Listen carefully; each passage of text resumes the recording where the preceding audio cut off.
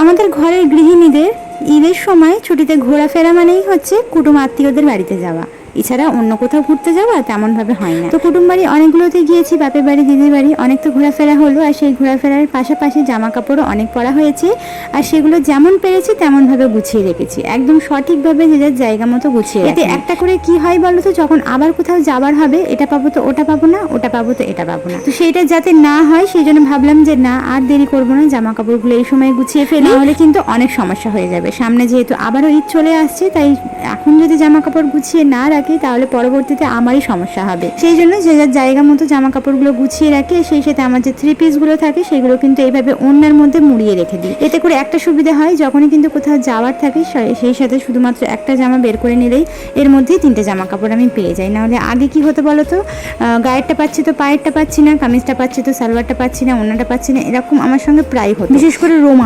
রুমালটা এমনি সময় তো তুমি চোখের সামনে পাবে, যখন কোথাও যাওয়ার থাকবে তখন তুমি একটা রুমালও খুঁজে পাবে না।